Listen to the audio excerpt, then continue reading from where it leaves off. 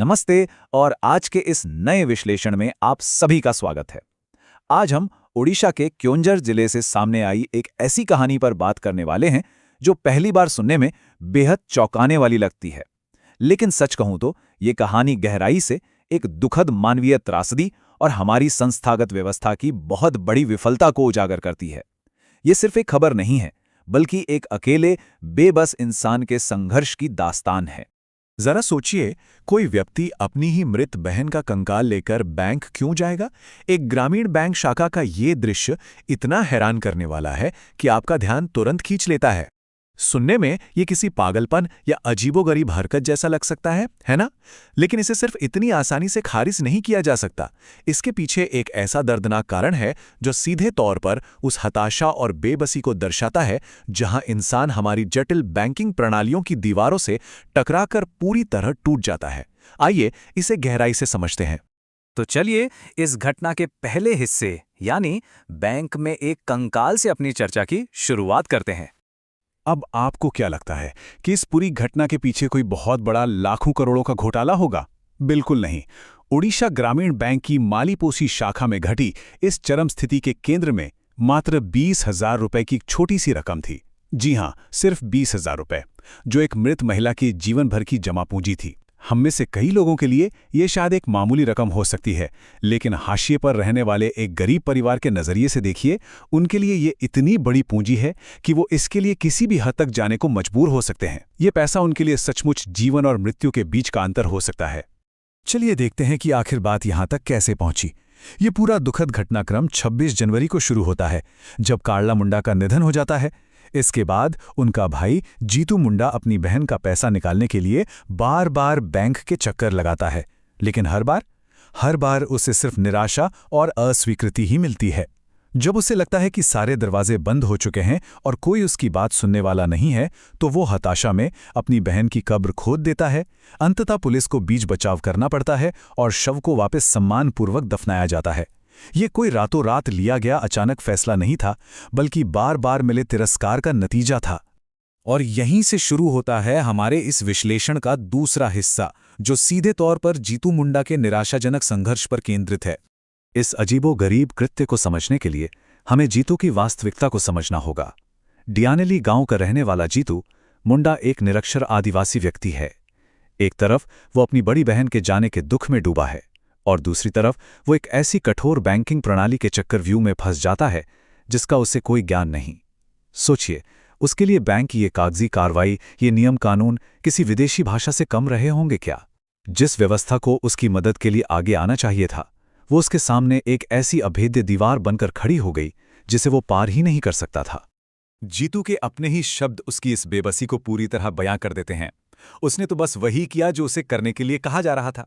जब बैंक वालों ने बार बार जोर देकर कहा कि खाता धारक को लाना ही होगा, तो जीतू, जो बैंकिंग की जटिल भाषा और रूपकों को नहीं समझता था, उसने एक बेहद दुखद लेकिन अपने हिसाब से बिल्कुल तार्किक निष्कर्ष निकाला। जब उससे मृत्यु का प्रमाण मांगा गया तो उसने वही दिया जो वो दे सकता था। ये कोई तर्कहीन कदम नहीं था, ये एक ऐसी संस्थागत मांग का सीधा और हताश जवाब था जो उसकी समझ से बिल्कुल परे थी। अब हम अपने तीसरे पड़ाव पर आते हैं, जो है नौकरशाही का अलगाव और मानवीय संवेदनाओं की कमी। ये स्थिति बहुत ही स्पष्ट रूप से दिखाती है कि दोनों पक्षों के बीच संवादहीनता कितनी गहरी थी। एक तरफ बैंक की वो रटी रटाई यांत्रिक भाषा है जो एक ही लूप में फंसी है, पैसे निकालने हैं तो खाता धारक को लाएं। और दूसरी तरफ बेचारे जीतू की हताश कर देने वाली वास्तविकता है, जहां खाता धारक अब इस दुनिया में नहीं है और बैंकिंग की एक पूरी प्रक्रिया उसके लिए पूरी तरह से अनजान है। बैंक कर्मचारी बस आंख मूंद कर अपनी प्रक्रिया का पालन कर रहे थे। उन्होंने एक बार भी ये देखने की कोशिश नहीं की कि सामने खड़ा इंसान उनकी मांग को समझने में पूरी तरह से असमर्थ है। ये नियम कानून की कठोरता और मानवीय सहानुभूति की पूर्ण कमी का सीधा टकराव था। हम और आप नॉमिनी या कानूनी वारिस जैसे शब्दों को रोजमर्रा की बैंकिंग का हिस्सा मानते हैं, है ना? हम जानते हैं कि ये वो कानूनी शब्द हैं जो तय करते हैं कि किसी के निधन के बाद संपत्ति किसे मिलेगी। लेकिन जीतू के बारे में सोचिए, उसके लिए ये शब्द पूरी तरह से अर्थहीन और अनजान थे। बैंक की सबसे बड़ी विफलता यही थी कि उसने इन बुनियादी बातों को उस भाषा में समझाने की कोशिश ही नहीं की जिसे जीतू समझ सके। उसे नियमों की भारी भरकम किताब पढ़ाई जा रही थी, जबकि असल में उसे बस थोड़े से मार्गदर्शन और इंसानी हमदर्दी की जरूरत थी।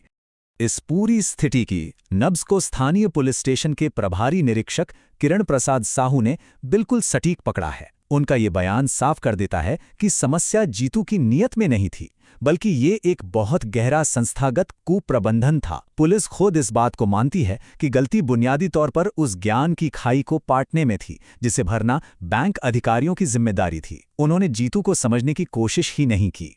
यहीं से हमारा अंतिम हिस्सा शुरू होता है, समाधान और हमारी प्रणालीगत विफलता। अब देखिए, सबसे हैरान करने वाली बात क्या है। जैसे ही ये मामला पुलिस और मीडिया तक पहुंचा, नौकरशाही की वो गांठ जो महीनों से नहीं खुल रही थी, वो मानो रातों रात सुलझ गई।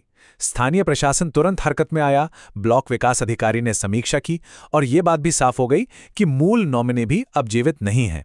अंततः बैंक को यह स्पष्ट निर्देश दिया गया कि जीतू को एकमात्र दावेदार मानकर तुरंत भुगतान किया जाए। मतलब जो काम महीनों से अटका पड़ा था, वो थोड़ी सी संवेदनशीलता और इच्छा शक्ति से पल भर में हो गया।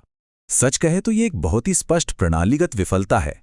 एक व्यवस्था तब तक प्रभावी कैसे हो सकती है जब तक कि वो जीतू जैसे हाशिए पर खड़े लोगों से उनकी ही भाषा में संवाद न कर सके। आखिर ये सिस्टम बनाए किसके लिए गए हैं? ये नौकरशाही की उस भयानक कठोरता का जीता जागता उदाहरण है जो दिखाती है कि कैसे नियम और प्रक्रियाएं तब एक अभिशाप बन जाती हैं जब उनमें से इंसानियत और करुणा को पूरी तरह से निकाल दिया जाता है। तो इस पूरे विश्लेषण के अंत में हमारे सामने एक बहुत ही गंभीर और विचारोत्तेजक सवाल खड़ा होता है। हमारे ये वित्तीय संस्थान अपनी प्रक्रियाओं को फिर से कैसे डिजाइन कर सकते हैं ताकि वे समाज के सबसे कमजोर और अशिक्षित लोगों की सही मायने में सेवा कर सकें, बजाय इसके कि उन्हें हताशा की ऐसी चरम सीमा तक धकेल लें। संस्थाओं को नियमों के साथ साथ सहानुभूति की भी सख्त जरूरत है। हमें यह सुनिश्चित करना ही होगा कि नियम इंसानों की मदद के लिए हों, न कि इंसान नियमों के आगे बेबस हो जाएं। इसी सवाल के साथ हम आज का यह विश्लेषण यहीं समाप्त करते हैं। जुड़ने के लिए बहुत बहुत धन्यवाद।